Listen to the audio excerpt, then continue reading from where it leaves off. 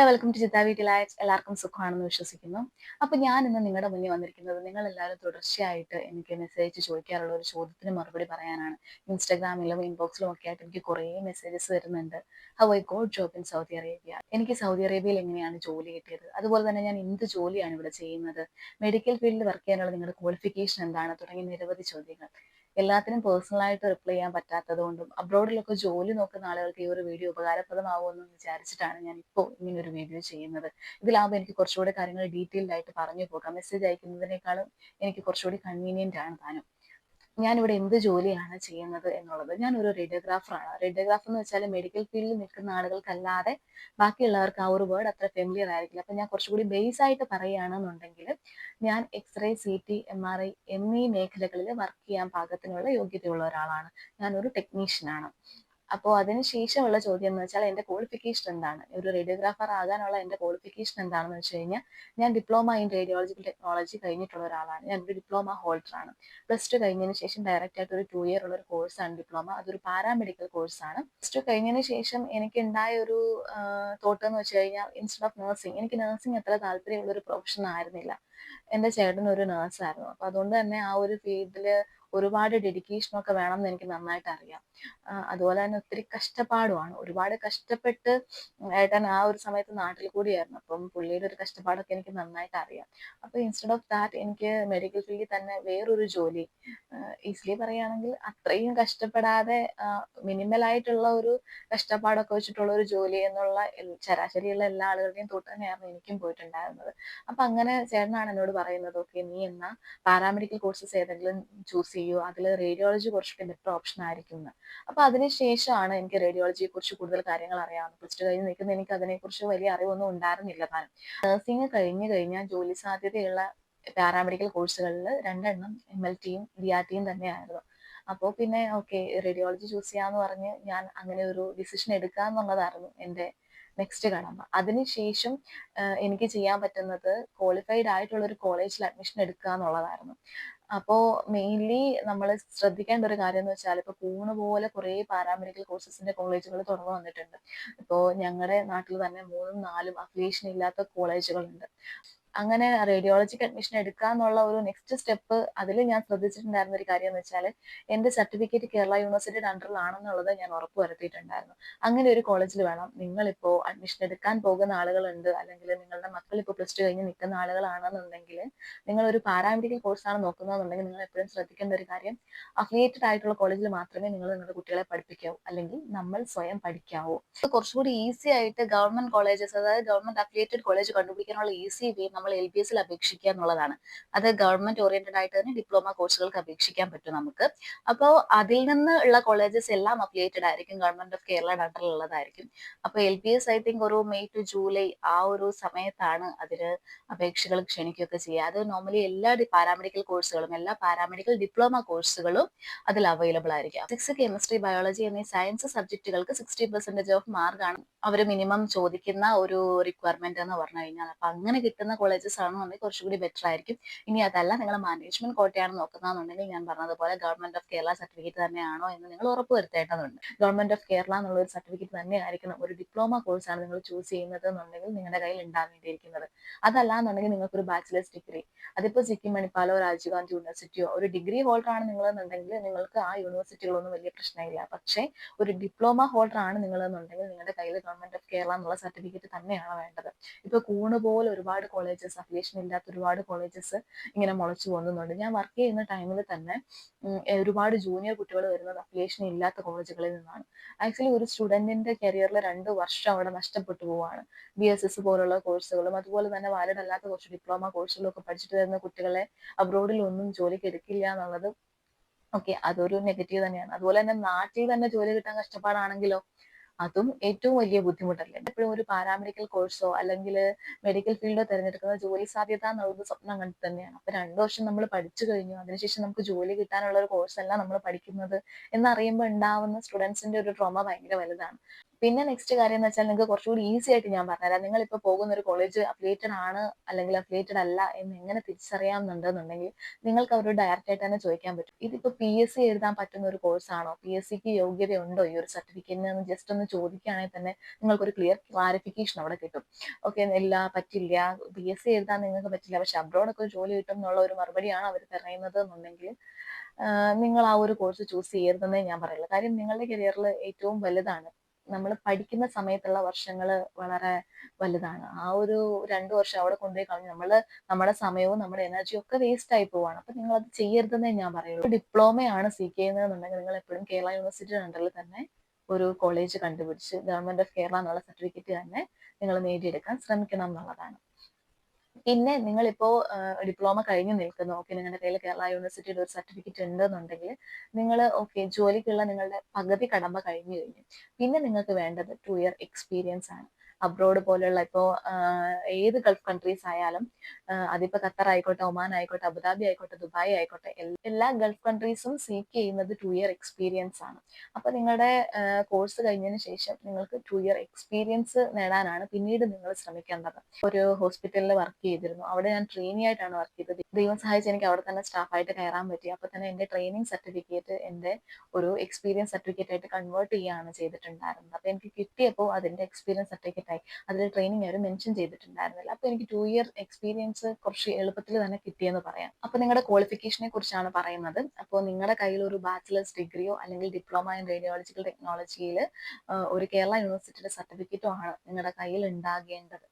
Minimal ആയിട്ടുള്ള നിങ്ങളുടെ requirement അതാണ്. അതിനുശേഷമുള്ളതാണ് എക്സ്പീരിയൻസ്.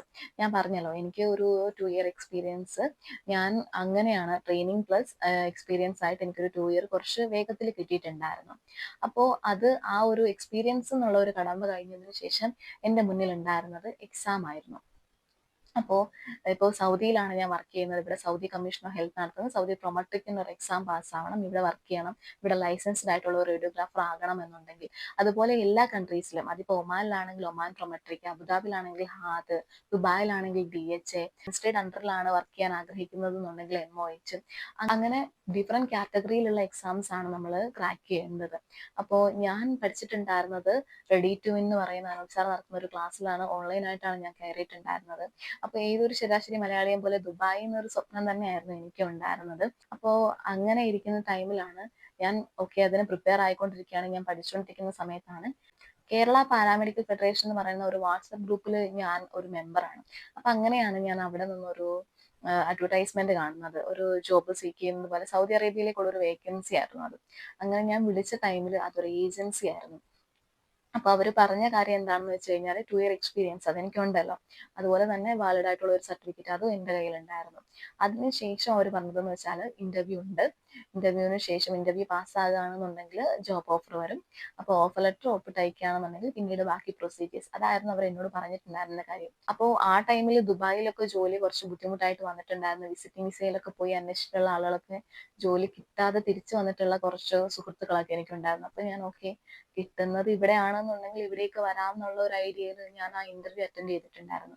ഏകദേശം ഒരു 18 കുട്ടികളോളം ഉണ്ടായിരുന്നു. എന്തോ ദൈവം സഹായിച്ച് എനിക്ക് ആ ഒരു ഇന്റർവ്യൂ പാസ്സാകാൻ പറ്റി. അതിനുശേഷമുള്ള എൻ്റെ ഒരു കടമ്പ എന്ന് വെച്ചാൽ എക്സാം ആയിരുന്നു. അപ്പോഴും എനിക്ക് ഓക്കെ, ഞാൻ DHAക്ക് പ്രിപ്പയർ ആകുകയാണെങ്കിലും പ്രൊമട്രിക് എഴുതാൻ തക്കവണ്ണം ആ ഒരു ക്ലാസ് നമ്മളെ പരിശീലിപ്പിക്കുന്നുണ്ട് എന്നുള്ളത് കൊണ്ട് എനിക്ക് കോൺഫിഡൻസ് ഉണ്ടായിരുന്നു. അപ്പോൾ പിന്നീടുള്ള, അതായത് ഇന്റർവ്യൂ പാസ്സായി കഴിഞ്ഞപ്പോൾ പിന്നീട് ഉണ്ടായിരുന്ന എനിക്ക് ഉള്ള കടമ്പ എന്ന് വെച്ച് കഴിഞ്ഞാൽ എൻ്റെ എക്സാംസ് ആയിരുന്നു. ആ പ്രൊസീജിയേഴ്സിലൂടെ കഴിഞ്ഞാൽ മാത്രമേ എനിക്ക് പോകാൻ പറ്റുള്ളൂ എന്നാണ് ഞാൻ വിചാരിച്ചിരുന്നത്. അതിപ്പോ ഈ ഒരു എക്സാംസിന്റെ മുന്നോടിയായിട്ട് നമ്മുടെ ഡേറ്റ ഫ്ലോ എല്ലാം കംപ്ലീറ്റ് ആയിരിക്കണം. ഡേറ്റ ഫ്ലോ എന്താണെന്ന് വെച്ച് കഴിഞ്ഞാൽ നമ്മൾ കൊടുക്കുന്ന ഒരു സർട്ടിഫിക്കറ്റ്, ഇപ്പം എന്റെ ഡിപ്ലോമയുടെ സർട്ടിഫിക്കറ്റ്, എന്റെ എക്സ്പീരിയൻസ് സർട്ടിഫിക്കറ്റ്സ്, അപ്പോൾ ഈ 2 കാര്യങ്ങളും ജെനുവിൻ ആണോ എന്ന് അവർ ചെക്ക് ചെയ്യുന്നതാണ്. നമ്മളുടെ ക്വാളിഫിക്കേഷൻസ്, അതിപ്പോ നമ്മുടെ 10th പ്ലസ് 2 അതുപോലെ തന്നെ നമ്മുടെ ഡിപ്ലോമ, അതുപോലെ നമ്മുടെ എക്സ്പീരിയൻസ് സർട്ടിഫിക്കറ്റ്സ്, ഈ 4 കാര്യങ്ങളും അവർ ഡേറ്റ ഫ്ലോ ത്രൂ ജെനുവിൻ ആണോ എന്ന് അന്വേഷിച്ച് അതിൽ ഓക്കെ നമുക്ക് ഡേറ്റ ഫ്ലോ കംപ്ലീറ്റ് ആകുന്നത് നമ്മളുടെ ഈ ഒരു കാര്യങ്ങളെല്ലാം ജെനുവിൻ ആണ് എന്നുള്ള അവരുടെ അന്വേഷണത്തിൽ തെളിഞ്ഞതിന് ശേഷമാണ് അവർ നമ്മളെ ഇപ്പൊ എക്സ്പീരിയൻസ് ചെയ്തിട്ടുള്ള ഹോസ്പിറ്റൽസിലാണെങ്കിൽ വിളിച്ചന്വേഷിക്കും, കോളേജുകളിൽ വിളിച്ചന്വേഷിക്കും. അപ്പം ഇതെല്ലാം ഓക്കെ ആണ് എന്നുണ്ടെങ്കിൽ നമ്മുടെ ഡേറ്റ ഫ്ലോ അവിടെ കംപ്ലീറ്റ് ആവും. അതിനുശേഷമാണ് നമ്മൾ എക്സാംസിന് പ്രിപ്പയർ ചെയ്യുക, അല്ലെങ്കിൽ എക്സാമിന് വേണ്ടിയിട്ടുള്ള ഡേറ്റ് എടുക്കുന്നതൊക്കെ ഡേറ്റ ഫ്ലോ കംപ്ലീറ്റ് ആയതിനു ശേഷമാണ്. എന്റെ നിർഭാഗ്യവശാൽ ഈ ഒരു ജോലി എമർജൻസി വേക്കൻസി ആയിരുന്നു. അപ്പൊ അവർക്ക് പെട്ടെന്ന് കയറി ചെല്ലണം, ഇവിടെ വന്നതിന് ശേഷം മാത്രമേ എക്സാം എഴുതാൻ പറ്റുള്ളൂ എന്നുള്ള ഒരു രീതിയിൽ എനിക്ക് എത്തിയിട്ടുണ്ടായിരുന്ന ആ ഒരു അവസ്ഥ വളരെ മോശമാണ്. ആക്ച്വലി ഞാൻ അബ്രോഡ് ജോലി നോക്കുന്നവരോടോ അല്ലെങ്കിൽ മെഡിക്കൽ ഫീൽഡിലേക്ക് ട്രൈ ചെയ്യുന്നവരോടോ ഒക്കെ ഏറ്റവും കൂടുതൽ പറയുന്ന ഒരു കാര്യവും ഇപ്പൊ അത് തന്നെയാണ്. നിങ്ങൾ മാക്സിമം കേരളത്തിൽ നിന്ന് തന്നെ നിങ്ങളുടെ പേപ്പേഴ്സ് എല്ലാം ക്ലിയർ ചെയ്യാൻ വേണ്ടിയിട്ട് ട്രൈ ചെയ്യണം. അതല്ലാതെ നിങ്ങൾ ഇപ്പം ജോബിന് വേണ്ടിയിട്ട് വന്നിട്ട് നമ്മൾ വീണ്ടും പഠിക്കുക എന്നുള്ളത് ഈ ഒരു അറ്റ്മോസ്ഫിയർ തീർത്തും പുതിയൊരു അറ്റ്മോസ്ഫിയർ, പുതിയ ആളുകൾ, ചുറ്റുമുള്ള ഒരു കംഫോർട്ട് സ്പേസ് ഒക്കെ നമുക്ക് നഷ്ടപ്പെട്ടു പോവാണ്. അപ്പോൾ ഇവിടെ വന്നിട്ട് ഇവിടുത്തെ ഷിഫ്റ്റ്സ് എങ്ങനെയാണ് എന്നൊക്കെ അറിഞ്ഞു കഴിഞ്ഞ് അതിനെയൊക്കെ അനുസരിച്ചിട്ടിരിക്കും നമ്മുടെ ഒരു പഠിത്തം. അപ്പോൾ അതിലും കുറച്ചുകൂടി ബെറ്റർ നമ്മുടെ കംഫോർട്ട് സ്പേസിൽ നിന്ന് നമ്മൾ ആ ഒരു എക്സാം ക്രാക്ക് ചെയ്യുകയാണെന്നുണ്ടെങ്കിൽ നമുക്ക് കുറച്ചുകൂടി നല്ലതായിരിക്കും. പക്ഷെ എന്തോ എനിക്കത് സാധിച്ചില്ല. അങ്ങനെ ഞാൻ ഇവിടേക്ക് കയറി വരികയാണ് ചെയ്തത്. ഇനിയുള്ളത് എക്സാംസ് ക്രാക്ക് ചെയ്യാൻ വേണ്ടിയിട്ട് നിങ്ങൾ എന്തൊക്കെ ചെയ്യണം എന്നുള്ളതാണ്. ഓഫ് കോഴ്സ് നിങ്ങൾ പഠിക്കണം. അതിനുശേഷം നിങ്ങൾ എക്സാംസിന് ഡേറ്റ് എടുക്കാൻ വേണ്ടിയിട്ട് മുമാരിസ് പ്ലസിൽ ഒരു അക്കൗണ്ട് എടുക്കണം. ഏകദേശം ആ ഒരു ടൈമിൽ ഒരു 6000 ഒക്കെ ആയിരുന്നു അതിന് പേ ചെയ്യേണ്ടിയിരുന്നത്. പക്ഷെ ഇപ്പൊ അത് എനിക്ക് തോന്നുന്നു അത് കൂടിയിട്ടുണ്ടാവും. അതുപോലെ തന്നെ ഡേറ്റ ഫ്ലോയ്ക്ക് ഏകദേശം ഒരു 21,000ഓളം എനിക്ക് ആയിട്ടുണ്ടായിരുന്നു ആ ഒരു ടൈമിൽ. എനിക്ക് 2 സർട്ടിഫിക്കറ്റ്സ് ആയിട്ടായിരുന്നു എക്സ്പീരിയൻസ് സർട്ടിഫിക്കറ്റ് ഉണ്ടായിരുന്നത്. എനിക്ക് നിങ്ങളോട് ഡേറ്റ ഫ്ലോയുടെ കാര്യത്തിൽ ഒരു കാര്യം കൂടി പറയാനുണ്ട്. ഡേറ്റ ഫ്ലോയുടെ കാര്യത്തിൽ ഓരോ സർട്ടിഫിക്കറ്റിനനുസരിച്ചിട്ടാണ് പേയ്മെന്റ്. അതായത് ഇപ്പോൾ നിങ്ങൾക്ക് എക്സ്പീരിയൻസ് സർട്ടിഫിക്കറ്റ് ഒന്നേ ഉള്ളൂ എന്നുണ്ടെങ്കിൽ ഐ തിങ്ക് അതൊരു 19,000-നകത്ത് നിൽക്കുമായിരുന്നു. ആ ടൈമിലെ കാര്യമാണ് ഇപ്പോൾ ഞാൻ പറയുന്നത്. എക്സാക്ട് എമൗണ്ട് ഇപ്പോൾ ഇതല്ല, ഇതിനേക്കാൾ കൂടിയിട്ടുണ്ടാവും ഓഫ് കോഴ്സ്. അപ്പോൾ ആ ഒരു ടൈമിൽ 19,000-ൽ എൻ്റെ 10+2 അതുപോലെ തന്നെ ഡിപ്ലോമ സർട്ടിഫിക്കറ്റ് പിന്നെ എൻ്റെ എക്സ്പീരിയൻസ് സർട്ടിഫിക്കറ്റ് ആ ഒരു 19,000-ൽ തീരേണ്ടിയിരുന്നത് എനിക്ക് 2 എക്സ്പീരിയൻസ് ആയതുകൊണ്ട് 21,000-ഓളം ആയിട്ടുണ്ടായിരുന്നു. 21 to 23 എനിക്കത് കറക്റ്റായിട്ട് ഓർമ്മയില്ല. പക്ഷെ ഈ ഒരു സർട്ടിഫിക്കറ്റിന്റെ വ്യത്യാസത്തിലാണ് എനിക്ക് ആ ഒരു 3,000ഓളം അല്ലെങ്കിൽ ഒരു വ്യത്യാസം വന്നിട്ടുണ്ടായിരുന്നത്. എത്രയാണോ വ്യത്യാസം വന്നിട്ടുണ്ടോ, മിനിമം എമൗണ്ട് അത്രയൊക്കെ വന്നിട്ടുണ്ട്. ഒരു സർട്ടിഫിക്കറ്റ് ആയിരുന്നുവെങ്കിൽ എനിക്കത് അങ്ങനെ ഒരു പ്രശ്നം ഉണ്ടാവാറില്ല. അപ്പൊ നിങ്ങളിപ്പോ അബ്രോഡ് പോകാൻ വേണ്ടിയിട്ട് ട്രൈ ചെയ്യുന്ന ഒരാളാണ്, എക്സ്പീരിയൻസിന് വേണ്ടിയിട്ടാണ് നിങ്ങൾ നിൽക്കുന്നതെന്നുണ്ടെങ്കിൽ നിങ്ങൾ എപ്പോഴും ആ ഹോസ്പിറ്റലിൽ തന്നെ മാക്സിമം നിൽക്കാൻ വേണ്ടി ശ്രമിക്കുക. ഇപ്പൊ നിങ്ങൾക്ക് 2ഉം 3ഉം സർട്ടിഫിക്കറ്റ്സ് ആയിട്ടാണ് ഒരു 3 വർഷത്തെ എക്സ്പീരിയൻസ് എന്നുണ്ടെങ്കിൽ അതിൽ നിങ്ങൾക്ക് എമൗണ്ട് പേ ചെയ്യേണ്ടത് കുറച്ചുകൂടി കൂടും എന്നുള്ളതാണ്. ഞാൻ പറയുന്ന കാര്യങ്ങളെല്ലാം നിങ്ങൾക്ക് വ്യക്തമാകുന്നുണ്ടെന്ന് ഞാൻ വിചാരിക്കുന്നു. നിങ്ങൾക്ക് എന്തെങ്കിലും ഡൗട്ട്സ് ഉണ്ടെന്നുണ്ടെങ്കിൽ കമന്റ് ബോക്സിൽ ചോദിക്കാം. അപ്പോൾ ഞാൻ തീർച്ചയായിട്ടും റിപ്ലൈ ചെയ്യുന്നതാണ്. പിന്നെ നമുക്ക് എക്സാംസിന് വേണ്ടിയിട്ടുള്ള ഒരു നെക്സ്റ്റ് സ്റ്റെപ്പ് എന്ന് വെച്ചാൽ നമ്മൾ മുമാരിസ് പ്ലസിൽ ഒരു അക്കൗണ്ട് എടുക്കുക എന്നുള്ളതാണ്. ആക്ച്വലി ഇതെല്ലാം എക്സ്പെൻസീവ് ആണോ എന്ന് ചോദിച്ചാൽ ഇതെല്ലാം എക്സ്പെൻസീവ് ആണ്. ഒരു 6,000ഓളം മുമാരിസ് പ്ലസിൽ അക്കൗണ്ട് എടുക്കാൻ നമുക്ക് വേണം. അതിനുശേഷമാണ് നമ്മൾ എക്സാംസിന് ഡേറ്റ് എടുക്കുന്നത്. അപ്പൊ എക്സാംസിന് ഡേറ്റ് എടുക്കുന്ന സമയത്ത് പ്രൊമോട്ടറിക്കിന് ആ ഒരു ടൈമിൽ 22,000ഓളം ആയിരുന്നു. അപ്പൊ അത് ഓഫ് കോഴ്സ് കൂടിയിട്ടുണ്ടായിരിക്കും. പക്ഷേ എന്നെ സംബന്ധിച്ചിടത്തോളം നിർഭാഗ്യവശാൽ ഞാൻ അവിടെ നിന്ന് കയറി വന്നു എന്ന് ഞാൻ പറഞ്ഞല്ലോ. പക്ഷെ ഇവിടെ വന്നിട്ട് എൻ്റെ എക്സാംസിന്റെയും മുമാരിസ് പ്ലസിന്റെയും ഒക്കെ ചെലവ് നോക്കിയിട്ടുണ്ടായിരുന്നത് എൻ്റെ ഹോസ്പിറ്റൽ തന്നെയാണ്. എല്ലാ ഹോസ്പിറ്റൽസും അത് പ്രൊവൈഡ് ചെയ്യുമെന്ന് ഞാൻ പറയുന്നില്ല. എൻ്റെ ഹോസ്പിറ്റല് കുറച്ച് നല്ല ഹോസ്പിറ്റലും കുറച്ച് നല്ല മാനേജ്മെന്റും ഒക്കെ ആയതുകൊണ്ട് അവരായിരുന്നു അത് പ്രൊവൈഡ് ചെയ്തിട്ടുണ്ടായിരുന്നത്. അതുപോലെ തന്നെ ഇവര് നാട്ടിൽ നിന്ന് എക്സാം കഴിഞ്ഞ് വരുന്ന ആളുകളാണെന്നുണ്ടെങ്കിൽ എനിക്ക് പേ ചെയ്ത ആ ഒരു എമൗണ്ട് അവര് എക്സാംസിന് വേണ്ടിയിട്ട് എത്രയാണോ മുടക്കിയിട്ടുണ്ടായിരുന്നത് അത് തിരിച്ചു കൊടുക്കാനും വില്ലിങ് ആയിട്ടുള്ള ഒരു മാനേജ്മെന്റ് ആയിരുന്നു ഞങ്ങൾക്ക് അന്ന് ഉണ്ടായിരുന്നത്. അപ്പോൾ അതെനിക്ക് കുറച്ച് ആശ്വാസമായിട്ടുള്ള ഒരു കാര്യമാണ്. അതുപോലെ തന്നെ എക്സാംസ് എഴുതുന്ന ടൈമിൽ ശ്രദ്ധിക്കേണ്ട ഒരു കാര്യം, ഇപ്പൊ പ്രൊമോട്ടറി എക്സാം ഞാൻ ട്രൈ ചെയ്യാണ്, എനിക്ക് 3 തവണ മാത്രമേ ആ ഒരു എക്സാം ട്രൈ ചെയ്യാൻ പറ്റുള്ളൂ. അപ്പോൾ അതിന് 3 തവണയും ഞാൻ ഫെയിലായി പോവുകയാണെന്നുണ്ടെങ്കിൽ ഇവരെന്നെ തിരിച്ച് കയറ്റി വിടുമെന്ന് ആദ്യമേ തന്നെ പറഞ്ഞിട്ടുണ്ടായിരുന്നു. അപ്പൊ ആ ഒരു ഹൈ റിസ്ക് തലയിൽ വെച്ചിട്ടാണ് ഞാൻ കയറി വരുന്നത്. അപ്പോൾ അതുകൊണ്ടാണ് ഞാൻ നിങ്ങളോട് കൂടുതലും പറയുന്നത്, നിങ്ങൾ കേരളത്തിൽ നിന്ന് തന്നെ ആ ഒരു കടമ്പ അങ്ങ് അച്ചീവ് ചെയ്യാൻ ശ്രമിക്കുകയാണെന്നുണ്ടെങ്കിൽ നിങ്ങൾക്ക് കുറച്ചുകൂടി ഫ്രീ ആയിരിക്കും. ഫ്രീ ആയിട്ട് ഇവിടെ വന്ന് ജോലി ചെയ്യാമല്ലോ. നിങ്ങളുടെ ജോലി കൺഫേം ആയിട്ടാണല്ലോ നിങ്ങൾ പിന്നെ കയറി വരുന്നത്. എന്നെ സംബന്ധിച്ചിടത്തോളം എന്റെ ജോലി കൺഫേം ആയിരുന്നില്ല. ഇവിടെ വന്നിട്ടത് ചെയ്യാന്നുള്ളത് കുറച്ച് ടാസ്ക് ഉള്ള ഒരു പരിപാടിയും കൂടി ആയിരുന്നു. കാര്യം നമുക്കറിയാത്ത ആളുകൾ, നമുക്കറിയാത്ത എൻവയോൺമെന്റ്, ഡ്യൂട്ടി ടൈം ആണെങ്കിൽ 2 ഷിഫ്റ്റ് ആയിട്ടായിരുന്നു എനിക്ക് ഒരുപാട് പ്രശ്നങ്ങൾ ഉണ്ടായിരുന്നു. അപ്പോൾ ആ ടൈമിൽ എന്നെ ഷിബു സാറും അനൂപ് സാറും ഒക്കെയാണ് ഒരുപാട് സഹായിച്ചിട്ടുള്ളത്. എൻ്റെ ക്ലാസ്സുകളൊക്കെ അങ്ങോട്ടും ഇങ്ങോട്ടും മാറ്റിയൊക്കെ തന്ന് അവരെന്നെ ഒരുപാട് ഹെൽപ്പ് ചെയ്തിട്ടുണ്ട്. അപ്പോൾ അങ്ങനെ എല്ലാവർക്കും കിട്ടിക്കൊള്ളണമെന്നില്ലല്ലോ. അതുകൊണ്ട് ഞാൻ കുറച്ചുകൂടി നിങ്ങളോട് കാര്യമായിട്ട് പറയുന്നത് അതുകൊണ്ടാണ്. അപ്പോൾ മുമാരിസ് പ്ലസിൽ അക്കൗണ്ട് എടുത്തതിന് ശേഷം പ്രൊമോട്ടറിക്കിൽ നിങ്ങൾ പേയ്മെന്റ് അടയ്ക്കുകയാണ് ചെയ്യുക. നാട്ടിൽ അതൊരു 23,000ഓളം ആവും. ഇപ്പൊ ഓഫ് കോഴ്സ് ഇത് കൂട്ടിയിട്ടുണ്ടാവും. അതിപ്പോ DHA ആണെങ്കിൽ എനിക്ക് തോന്നുന്നു ആ ഒരു എമൗണ്ട് തന്നെ ആയിരുന്നു ആ ടൈമിൽ. അപ്പൊ അങ്ങനെ എക്സാംസ് കൂടി ക്രാക്ക് ചെയ്തതിന് ശേഷമാണ് എനിക്ക് ഈ ഒരു ജോലി കൺഫേം ആകുന്നു. അങ്ങനെ നിങ്ങൾ ആ ഒരു പ്രൊമട്രിക് എക്സാം പാസ് ആവുകയാണെന്നുണ്ടെങ്കിൽ നിങ്ങൾ ഇവിടെ ഒരു ലൈസൻസ് ഹോൾഡർ ആവാൻ വേണ്ടിയിട്ടുള്ള നിങ്ങളുടെ എല്ലാ കടമകളും കഴിഞ്ഞു. നിങ്ങൾക്ക് രജിസ്ട്രേഷൻ ഉള്ള പ്രൊഫഷണൽ രജിസ്ട്രേഷൻ ഉള്ളത് അങ്ങനെയുള്ള പ്രശ്നങ്ങളൊക്കെ അവിടെ തീർന്നു. ഓക്കെ, നിങ്ങൾ അതിന് എലിജിബിൾ ആയി കഴിഞ്ഞു. എന്നെ സംബന്ധിച്ചിടത്തോളം ഞാനൊരു ഏജൻസി ത്രൂ ആണ് കയറി വന്നതെന്ന് ഞാൻ പറഞ്ഞല്ലോ. ഞാനൊരു അഡ്വർടൈസ്മെന്റ് കണ്ട് കേരള പാരാമെഡിക്കൽ ഫെഡറേഷൻ എന്ന് പറഞ്ഞിട്ടൊരു ഗ്രൂപ്പിൽ ഒരു അഡ്വർടൈസ്മെന്റ് കണ്ട് ഞാൻ വിളിച്ചപ്പോൾ അതൊരു ഏജൻസി ആയിരുന്നു. അപ്പൊ ഏകദേശം എനിക്കൊരു സർവീസ് ചാർജ് 2 lakh അടുപ്പിച്ച് 190ഓളം ആയിട്ടുണ്ടായിരുന്നു. അപ്പോൾ ആ ഒരു സർവീസ് ചാർജ് നിങ്ങൾക്ക് അവോയ്ഡ് ചെയ്യാൻ വേണ്ടിയിട്ട് ഇപ്പൊ ലിങ്ക്ഡിൻ, ഗൾടാലന്റ്, ബൈറ്റ്, പിന്നെ അങ്ങനെ കുറച്ച് ഓൺലൈൻ സൈറ്റുകൾ ഉണ്ടല്ലോ നമ്മുടെ ഒരു അബ്രോഡിലുള്ള വേക്കൻസീസ് ഒക്കെ അപ്ലോഡ് ചെയ്യുന്നത്. അപ്പോൾ അങ്ങനെയുള്ള ഓൺലൈൻ ആപ്ലിക്കേഷൻസ് ത്രൂ നിങ്ങൾ വേക്കൻസീസ് നോക്കുകയാണെന്നുണ്ടെങ്കിൽ കുറച്ചുകൂടി ബെറ്റർ ആയിരിക്കും. ഈ ഒരു സർവീസ് ചാർജ് നിങ്ങൾക്ക് കുറയ്ക്കാൻ പറ്റും. ഇപ്പോൾ ഇങ്ങനെ ഒരു ഏജൻസി ത്രൂ വരികയാണെന്നുണ്ടെങ്കിൽ തന്നെ ഇപ്പം എത്രത്തോളം ജെന്യുവൻ ആയിട്ടുള്ള ഏജൻസികളാണ് കേരളത്തിലുള്ളത് എന്നുള്ളത് കുറച്ച് സംശയമുള്ള ഒരു കാര്യമാണ്. ഇപ്പൊ എന്നെ സംബന്ധിച്ചിടത്തോളം ഞാൻ കോട്ടയത്തുള്ള ഒരു സൈമൺസ് ഇന്റർനാഷണൽ എന്ന് പറഞ്ഞിട്ടൊരു ഏജൻസി ത്രൂ ആണ് വന്നത്. അത് ഞാൻ അന്വേഷിച്ച ടൈമിൽ അത് ജെന്യുവൻ ആണെന്നാണ് ഞാൻ എത്ര അന്വേഷിച്ചാലും ചിലപ്പോൾ നമ്മൾ കബളിപ്പിക്കപ്പെട്ടേക്കാം, അങ്ങനെയുള്ള കാര്യങ്ങൾ ഉണ്ടായിരുന്നു. പക്ഷെ അവരെനിക്ക് ഇന്റർവ്യൂ കഴിഞ്ഞതിന് ശേഷം അയച്ച ഓഫർ ലെറ്റർ ഞാൻ സൗദിയിൽ റിലേറ്റീവ്സും ഫ്രണ്ട്സും ഒക്കെ ഉള്ളത് കൊണ്ട് നമ്മൾ അവരോട് ഈ ഹോസ്പിറ്റൽസിൽ വന്ന് ഇങ്ങനെ ഒരു വേക്കൻസി ഉണ്ടോ എന്ന് അന്വേഷിച്ചതിന് ശേഷമായിരുന്നു ഞാൻ ബാക്കി പ്രോസസ്സുകളൊക്കെ ചെയ്തത്. ഈവൻ ഡേറ്റാ ഫ്ലോയ്ക്ക് പോലും ഞാൻ കൊടുത്തത് എനിക്ക് ഓഫർ ലെറ്റർ കയ്യിൽ കിട്ടി, ആ ഒരു ഓഫർ ലെറ്റർ ജെന്യുവൻ ആണെന്ന് അറിഞ്ഞതിന് ശേഷമാണ്. അപ്പൊ ഏജൻസിക്കൊക്കെ കൊണ്ടുപോയി തല വെക്കുമ്പോൾ നമ്മൾ എപ്പോഴും അത് ശ്രദ്ധിക്കേണ്ട ഒരു കാര്യമാണ്. ഉണ്ടെങ്കിൽ നിങ്ങൾക്ക് ചെയ്യാൻ പറ്റുന്നത് ഇവിടെയുള്ള ഇപ്പോൾ സുലൈമാൻ ഫക്കി പോലുള്ള ഹോസ്പിറ്റൽസ്, സുലൈമാൻ അൽ ഹബീബ് പോലെയുള്ള വലിയ വലിയ ഹോസ്പിറ്റൽസുകളുടെ വെബ്സൈറ്റിൽ കയറി കഴിഞ്ഞാൽ കരിയേഴ്സിൽ നമുക്ക് കറക്റ്റ് ആയിട്ട് അവരുടെ വേക്കൻസീസ് അറിയാൻ പറ്റും. നഴ്സുമാരെയൊക്കെ ഓപ്ഷൻസ് ഒക്കെ ഇഷ്ടം പോലെ ഉണ്ട് ഇവിടെ. അപ്പോ അങ്ങനെയൊക്കെ നോക്കുകയാണെന്നുണ്ടെങ്കിൽ നിങ്ങൾക്ക് ഈ ഒരു ഏജൻസിയുടെ ഭീമമായ ഒരു സർവീസ് ചാർജിൽ നിന്ന് കുറച്ചൊക്കെ രക്ഷപ്പെടാൻ പറ്റും. ഇപ്പൊ ലിങ്ക്ഡിനെ പോലെയോ ബൈറ്റ് പോലെയോ നോക്കറി ഗൾഫ് പോലെയുള്ള ഓൺലൈൻ സൈറ്റുകളിലൊക്കെ അബ്രോഡിലുള്ള വേക്കൻസീസ് ഒക്കെ കാണാറുണ്ട്. അപ്പോൾ അങ്ങനെയൊക്കെ നിങ്ങൾ ട്രൈ ചെയ്യുകയാണെന്നുണ്ടെങ്കിൽ കുറച്ചുകൂടി ബെറ്റർ ഓപ്ഷൻ ആയിരിക്കും. ഞാൻ പക്ഷെ വന്നത് ഇങ്ങനെയായിരുന്നു. അപ്പോൾ ഓഫ് കോഴ്സ് നിങ്ങൾക്കൊരു ജോബ് ഓഫർ ലെറ്റർ കിട്ടി, നിങ്ങൾ ആ ഒരു കടമ്പ കഴിഞ്ഞു എന്നുണ്ടെന്നുണ്ടെങ്കിൽ അവർ നിങ്ങൾക്ക് വർക്കിംഗ് വീസ നമ്മുടെ പാസ്പോർട്ടിലായിരിക്കും, അതുപോലെ തന്നെ ടിക്കറ്റ് പ്രൊവൈഡ് ചെയ്യും. അപ്പോൾ നമുക്ക് വരാനുള്ള എല്ലാ കടമ്പകളും അതോടുകൂടി കഴിയും. ഏജൻസി ഒക്കെ വഴിയാണ് പോകുന്നവരെന്നുണ്ടെങ്കിൽ അവർ നമ്മളെ മാക്സിമം പിഴിയാനേ ശ്രമിക്കാറുള്ളൂ. അപ്പം നിങ്ങൾ ഇങ്ങനെയുള്ള ഓൺലൈൻ സൈറ്റുകൾ വഴിയൊക്കെയുള്ള ഓപ്ഷൻസ് കുറച്ചുകൂടി ബെറ്റർ ആണ്. ഈ ഏജൻസി എത്രത്തോളം ജെന്യുവൻ ആണെങ്കിലും ഓക്കെ, നമുക്ക് ആ ഒരു എമൗണ്ട് 2 or 3 മാസം കൊണ്ട് തിരിച്ചു പിടിക്കാൻ പറ്റും. ഒരു മിഡിൽ ക്ലാസ് ഫാമിലിയിൽ നിന്ന് ഏജൻസി ത്രൂ ഒക്കെ വരുമ്പോൾ ഉണ്ടാവാവുന്ന ഒരു സർവീസ് ചാർജ് വളരെ കൂടുതൽ തന്നെയായിരുന്നു എന്നെ സംബന്ധിച്ചിടത്തോളം. പക്ഷെ എനിക്ക് ഈ ജോലി അത്യാവശ്യം ആയതുകൊണ്ടും അതുപോലെ തന്നെ ചെന്ന് കഴിയുമ്പം എനിക്കിത് തിരിച്ചു പിടിക്കാൻ പറ്റും എന്നുള്ള എൻ്റെ ഒരു കോൺഫിഡൻസ് കൊണ്ടുമാണ് ഞാൻ കയറി വന്നിട്ടുണ്ടായിരുന്നത്.